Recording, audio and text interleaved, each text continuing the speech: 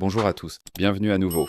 Merci de nous rejoindre aujourd'hui. Nous avons une toute nouvelle histoire à partager avec vous. Alors commençons. Je m'appelle Cameron et je veux vous parler de quelque chose qui arrive plus souvent qu'il ne le devrait. Les gens adorent juger les autres au premier regard. Ils vous évaluent en une seconde en fonction de ce que vous portez, de l'endroit où vous vous tenez, de la personne avec qui vous êtes venu, et décident ensuite quel genre de personne vous êtes. Vous vous demandez peut-être si les gens agissent encore comme ça de nos jours. Et j'aimerais pouvoir dire non. Mais si vous avez déjà été méprisé ou ignoré, vous connaissez déjà la réponse. Quand le beau-père de ma sœur m'a snobé et a agi comme si j'étais invisible pour lui au mariage de ma sœur, mais a essayé d'être gentil quand il a découvert qui j'étais vraiment. Je lui ai en quelque sorte rendu l'appareil. Vous vous demandez peut-être ce qui l'a fait réagir comme ça si vite. Et je vais expliquer. Mais pour vraiment comprendre toute l'histoire, je dois vous ramener à l'endroit où tout a commencé. Ma sœur Ashley et moi avons été élevés par notre père. Nous n'avons pas grandi avec notre mère.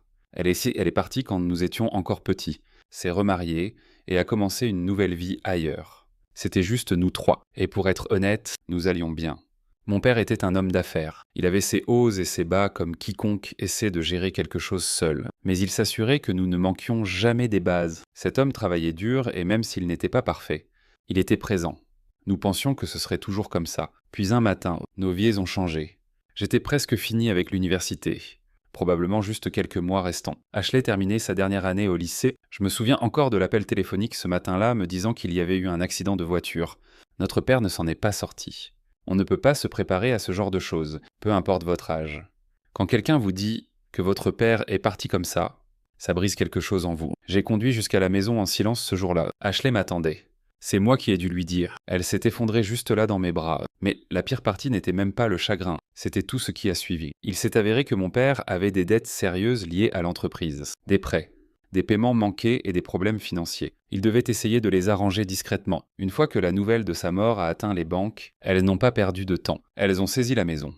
Les voitures, le bâtiment de bureau, toutes. En quelques semaines, tout ce que nous avions a disparu. Il n'y avait plus d'économie.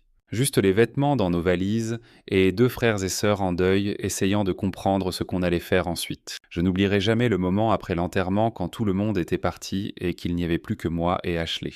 Et je me souviens avoir pensé que c'était là que ça m'a vraiment frappé. Nous sommes tout ce qui nous reste. Après avoir enterré mon père, je n'ai pas eu le luxe de faire mon deuil comme la plupart des gens. J'étais le seul restant pour m'occuper d'Ashley. Pendant que les autres étudiants planifiaient des fêtes de remise de diplôme ou des stages, je regardais un avenir où le loyer, la nourriture et les factures étaient tous sur moi. Je ne savais pas par où commencer. Mais je savais que je n'avais pas l'option d'échouer. Je me suis poussé à finir l'université, à peine. J'ai pris tous les emplois que je pouvais trouver, le jour. J'étais étudiant et la nuit, j'étais tout le reste.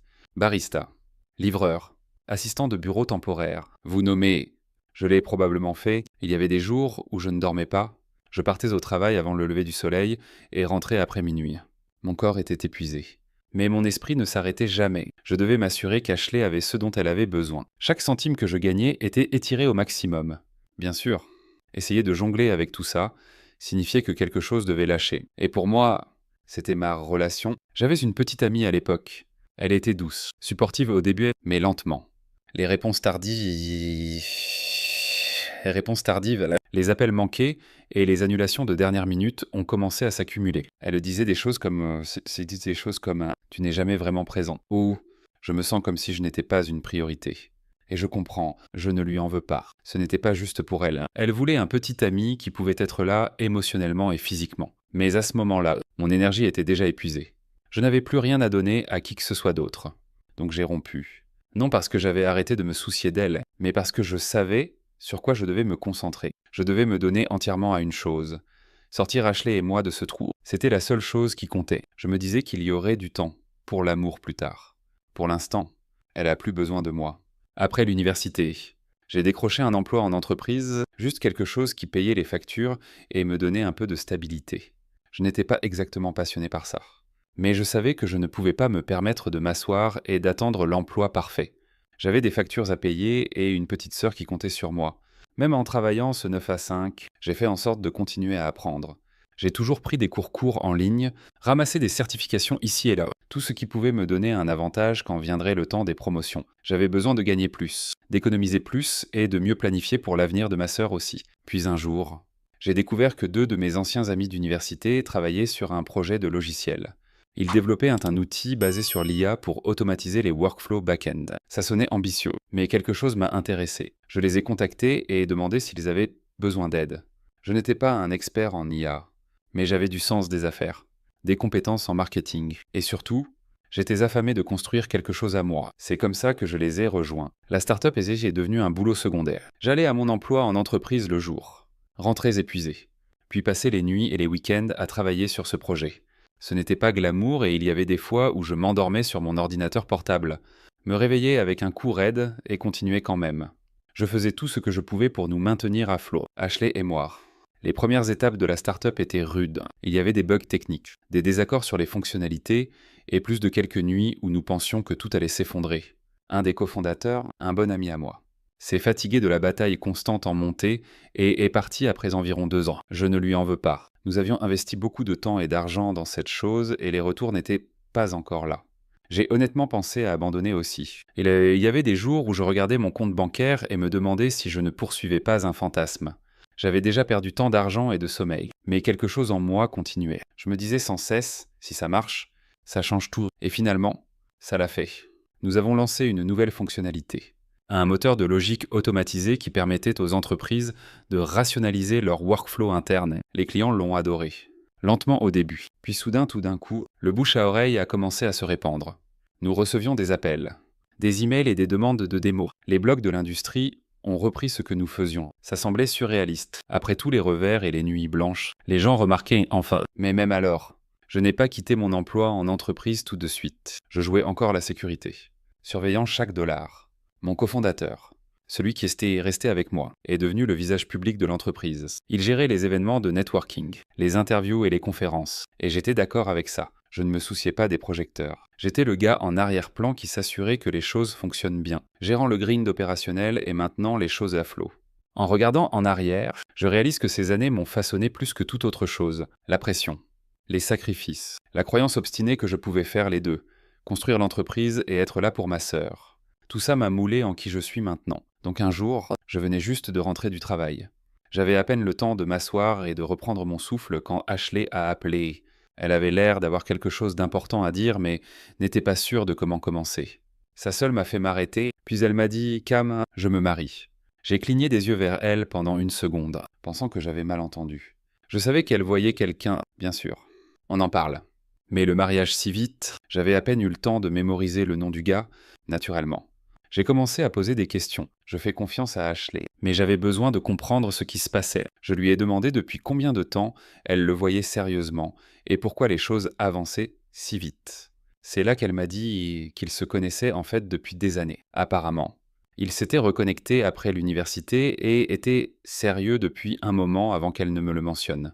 Je pouvais voir qu'elle était vraiment heureuse et ça compte plus que mon calendrier personnel de comment les choses devraient se passer. Elle a aussi dit que son fiancé voulait me rencontrer. Bien sûr. J'ai dit oui. Je suis la seule famille qu'elle a vraiment. Et si quelqu'un va épouser ma sœur, il vaut mieux qu'il soit prêt à avoir une conversation avec moi d'abord. Donc nous avons organisé un dîner décontracté. Ce soir-là, quand j'ai ouvert la porte et vu le visage du gars, quelque chose a cliqué. Je savais que je l'avais vu avant. Nous nous sommes serrés la main, à 6. Parlé. Et c'est là que j'ai connecté les points. Il s'est avéré que son père est un de nos principaux clients. En fait, son père essayait agressivement de nous racheter depuis les derniers mois, mais je n'avais jamais beaucoup pensé à l'homme au-delà des affaires. Et maintenant j'étais assis en face de son fils qui veut épouser ma sœur. Cette information était un peu un choc. Je ne l'ai pas montré cependant. J'ai juste écouté et essayé de comprendre quel genre d'homme ce fiancé était vraiment en dehors de qui était son père. Parce que soyons honnêtes, les parents ne définissent pas toujours leurs enfants. Ashley a dû sentir mon hésitation parce qu'après la rencontre, elle m'a pris à part et m'a rassuré. Elle m'a dit qu'elle n'était pas poussée ou précipitée dans quoi que ce soit. Elle a dit qu'elle le connaissait depuis assez longtemps pour lui faire confiance et que le timing lui semblait juste. Et quand je l'ai regardée dans les yeux, je pouvais voir qu'elle le pensait. La première fois que j'ai rencontré le futur beau-père d'Ashley, c'était pendant la phase de planification du mariage, une de ces situations de rencontre familiale. Je n'y allais pas en m'attendant à être accueilli comme un roi, mais ce à quoi je n'étais définitivement pas préparé. C'était à quel point l'homme était froid dès le début. Au moment où je suis entré dans la pièce, je pouvais déjà sentir qu'il m'évaluait avec ses yeux avant même de dire un mot. Il m'a à peine regardé quand je me suis présenté. À un moment dans la conversation, il a légèrement incliné la tête et dit « Oh, tu es juste son frère ». J'ai supposé que son père serait là. C'était une de ces déclarations où les mots sonnent innocents sur le papier, mais différemment en personne. C'était comme si je n'étais pas assez pour représenter notre côté de la famille. J'ai pris une respiration. Lui a dit clairement que mon père était décédé il y a de nombreuses années. Il a à peine réagi. Il est juste passé à autre chose. Puis m'a demandé ce que je faisais dans la vie. Voilà la chose. À ce moment-là, je savais exactement quel genre d'homme j'avais affaire. Le type qui veut connaître votre titre, votre fourchette de salaire, qui vous connaissez et dans quel cercle vous évoluez avant de décider si vous valez la peine de parler. Je pouvais sentir qu'il essayait déjà de me mettre dans une boîte. Pourtant, je n'allais pas lui donner la satisfaction d'une performance. Donc je l'ai gardé simple. Je lui ai juste dit que je travaille à un emploi en entreprise pour le moment. Il a hoché la tête légèrement mais n'a pas beaucoup répondu. Donc j'ai souri. J'avais le sentiment que le jour viendrait où ce même homme me regarderait très différemment. Donc le jour du mariage est enfin arrivé. C'était un de ces beaux après-midi où tout semblait juste. Ma sœur était magnifique. On pouvait voir qu'elle était heureuse et c'était tout ce que je voulais pour elle. J'étais en train de faire la conversation avec quelques invités quand le beau-père est passé près de nous. Gardez à l'esprit que j'étais debout juste là. Il a jeté un coup d'œil, croisé mes yeux pendant une demi-seconde, puis regardé ailleurs. C'était évident. Intentionnel et pour être honnête, inutile. Il avait déjà clairement exprimé son opinion de moi pendant les phases de planification du mariage, mais je pensais qu'il feindrait au moins la civilité en public. Pourtant, je n'ai pas réagi. J'ai juste continué à parler aux gens avec qui j'étais. C'était le jour de ma sœur. Je n'allais pas laisser un snob motivé par l'ego le ruiner pour elle ou pour moi. Certaines choses ne valent tout simplement pas l'énergie. Un peu plus tard, pendant la réception, un des organisateurs s'est approché de moi et a dit « C'est à toi pour un court discours ». J'étais comme « Attends, quel discours ?» Apparemment. J'avais été ajouté à la liste sans le savoir. Au début, j'ai pensé à décliner, mais ensuite j'ai pensé pourquoi pas. Ma sœur méritait d'entendre de moi à son grand jour. Donc je suis monté là-haut, j'ai pris le micro et pris une respiration. Je n'avais rien préparé, donc j'ai juste parlé du cœur. J'ai commencé par me présenter. Salut, je suis Cameron, le frère d'Ashley. Quelques têtes se sont tournées, principalement parce que beaucoup de gens supposaient probablement que nos parents seraient là à la place. Puis j'ai dit que je n'étais pas juste son frère en grandissant. Je suis devenu son tuteur quand j'étais à peine sorti de l'université. On pouvait sentir le changement dans la pièce. Les gens ont commencé à prêter plus attention. J'ai partagé comment nous avions perdu notre père de manière inattendue dans un accident de voiture et comment ça avait tout renversé. Ma sœur terminait encore le lycée. J'étais juste en train de finir l'université. Nous n'avions personne d'autre. Notre mère s'était remariée et n'avait pas vraiment été dans le tableau depuis des années. Donc c'était juste nous deux. J'ai parlé de comment j'ai jonglé avec plusieurs emplois pour nous maintenir. Comment j'ai sacrifié beaucoup, y compris des relations, pour m'assurer qu'elle avait la vie qu'elle méritait. Puis j'ai mentionné casuellement tout ça pendant que j'aidais aussi à construire une start-up de zéro. J'ai jeté un coup d'œil à la porte et souri. Un clin d'œil à mon cofondateur qui vient juste d'arriver. Élégamment en retard comme toujours. Il y a eu une pause dans la pièce. Ce genre de pause où les gens traitent ce qu'ils viennent d'entendre. L'énergie a changé à nouveau. Je ne l'ai pas dit pour me vanter, je l'ai dit pour donner du contexte. Pour aider les gens à comprendre pourquoi mon lien avec ma sœur est profond et pourquoi j'étais fier d'être là à la regarder commencer un nouveau chapitre. J'ai terminé le discours en disant à quel point j'étais heureux qu'elle ait trouvé quelqu'un qui l'aime et la respecte, et que j'étais confiant qu'elle était entre de bonnes mains. Après le discours, je suis descendu et me suis dirigé vers mon siège, avant même d'y arriver. Devinez qui était soudain intéressé à parler. Oui. Le beau-père cette fois. Il était tout sourire, comme si nous étions de vieux amis ou quelque chose. Il s'est dirigé droit vers moi et mon cofondateur, a serré fermement nos mains à tous les deux et a commencé à louer notre logiciel comme si c'était la meilleure chose depuis le pain tranché. Votre plateforme a été un vrai game changer pour mon entreprise, a-t-il dit. J'essaie en fait de vous racheter depuis un moment maintenant. J'ai juste hoché la tête poliment et dit « c'est bon à entendre ». Peut-être qu'on peut parler affaires un jour après le mariage. Je ne voulais pas entrer dans quoi que ce soit de lourd à ce moment-là. Mais ensuite, il s'est penché et a demandé « Pourquoi ne m'as-tu pas dit que tu étais cofondateur quand on s'est rencontrés ?» Son ton n'était pas accusateur, mais on pouvait voir qu'il se sentait pris au dépourvu. Je me suis tourné pour le regarder pleinement. L'ai regardé dans les yeux et ai dit « Pourquoi aurais-je dû pour que tu puisses feindre d'être gentil avec moi ?» Il s'est figé. Je l'ai juste dit clairement et ensuite je suis parti. Le laissant debout là comme un homme qui venait de réaliser qu'il avait mal jugé la mauvaise personne. Donc où en sont les choses maintenant ? Eh bien, pour le garder simple, Rien n'a changé en surface, mais tout a changé en dessous. Nous n'avons jamais vendu l'entreprise au beau-père de ma sœur, non parce que nous étions mesquins, mais parce que ça ne semblait pas juste.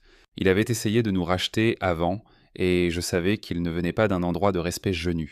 Ça semblait comme s'il voulait le contrôle, pas un partenariat. Nous sommes restés sur notre voie et l'entreprise a grandi selon nos propres termes. Drôlement. Son entreprise utilise encore notre logiciel, paye encore la licence, envoie encore des emails de support. Nous le traitons comme n'importe quel autre client, professionnel. Mais rien de plus, c'est strictement des affaires. Ce qui compte le plus pour moi maintenant, c'est que ma sœur va bien. Il est respectueux envers moi-même après tout ce qui s'est passé avec son père. Ça en dit long sur son caractère et honnêtement, c'est ce qui me donne la paix. Quelle que soit la maladresse qu'il y ait pu y avoir avec sa famille, Ashley est heureuse et pour tout ce que nous avons traversé. C'est tout ce que je voulais au final. Maintenant, je veux partager quelque chose que cette expérience entière m'a enseigné, des leçons que je porte avec moi chaque jour. D'abord, ne présumez jamais de la valeur de quelqu'un en fonction de son apparence ou de ce qu'il vous dit. Vous ne savez vraiment pas ce que quelqu'un porte ou ce qu'il a construit de zéro. J'ai marché dans des pièces où les gens me regardaient de haut comme si je n'importais pas jusqu'à ce qu'ils voient le titre sous mon nom ou reconnaissent l'entreprise que j'ai cofondée. Ce genre de respect est vide. Si vous ne pouvez pas respecter quelqu'un quand il est calme et humble, votre respect ne signifie rien quand il réussit. Deuxièmement, le respect devrait être votre défaut, pas votre monnaie. Ne le donnez pas seulement aux gens qui peuvent faire quelque chose pour vous. N'attendez pas que quelqu'un prouve qu'il est important avant de commencer à le traiter correctement. Vous ne perdez rien en étant gentil. Vous perdez beaucoup plus quand vous ne l'êtes pas. Et enfin, parfois la personne la plus calme dans la pièce est celle qui tient tout ensemble pour tout le monde. Ce sont eux qui portent le poids. Donc la prochaine fois que vous sentez l'envie d'ignorer quelqu'un, arrêtez-vous. Demandez-vous pourquoi, et peut-être choisissez juste de les respecter quand même. Pour conclure, je dirais ceci, le vrai respect n'est pas quelque chose que vous exigez ou achetez. C'est quelque chose que vous gagnez par la façon dont vous traitez les gens, surtout quand personne ne regarde. Le statut, l'argent, le pouvoir. Ces choses s'estompent ou changent. Mais le caractère, la façon dont vous parlez aux gens, la façon dont vous vous comportez. Comment vous réagissez quand vous pensez que personne ne fait attention? C'est la vraie définition de qui vous êtes. Tout le monde a une histoire. Vous ne la connaissez pas. Soyez humble. Si cette histoire a résonné en vous, si elle vous a fait réfléchir ou vous a rappelé quelque chose que vous avez vécu, allez-y et likez. Partagez et abonnez-vous. Merci d'être resté avec moi et je vous verrai dans la prochaine.